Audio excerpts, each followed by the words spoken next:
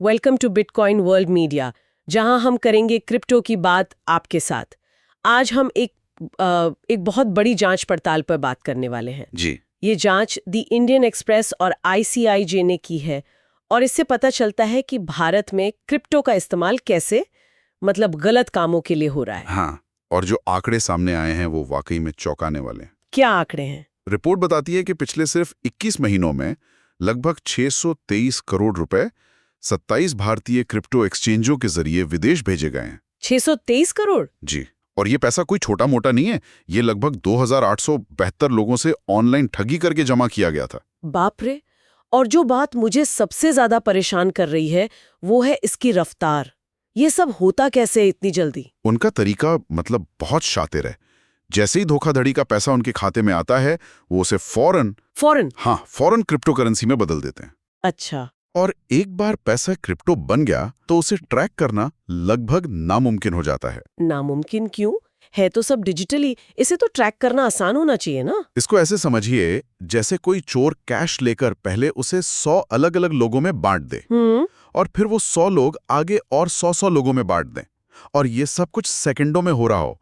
Police किसे और कहां तक पकड़ेगी? सही बात है। क्रिप्टो में बस यही होता है।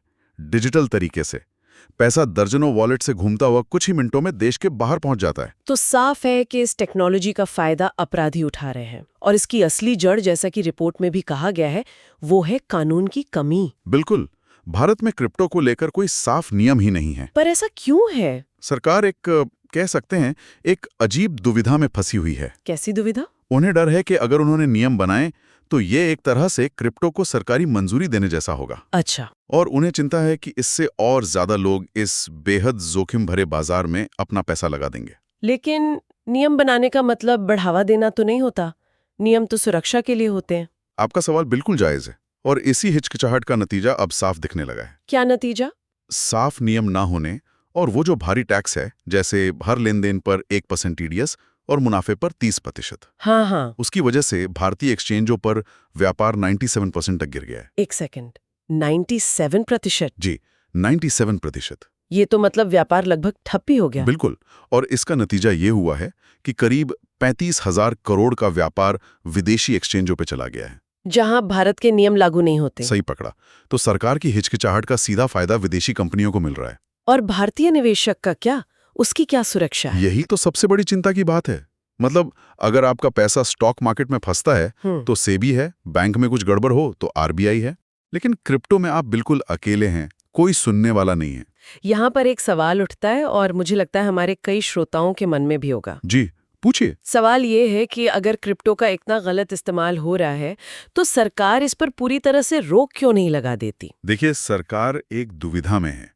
एक तो उन्हें डर है कि सख्त नियम बनाने से ऐसा लगेगा कि सरकार क्रिप्टो को बढ़ावा दे रही है, और दूसरा ये कि ये एक बॉर्डरलेस टेक्नोलॉजी है। इसे पूरी तरह बैन करना बहुत मुश्किल है।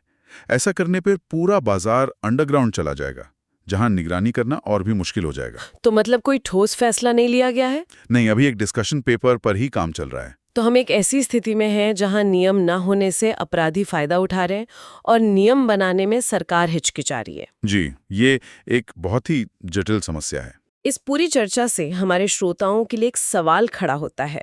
जब तक सरकार कोई साफ कानून नहीं बनाती, तब तक क्रिप्टो में निवेश करने वाले एक आम इंसान को अपनी सुरक्षा के लिए क्या कदम उठाने चाहिए? डेली न्यूज़ की जानकारी के लिए हमारे चैनल को सब्सक्राइब कर लें। जल्द ही मिलते हैं एक नए टॉपिक के साथ। धन्यवाद।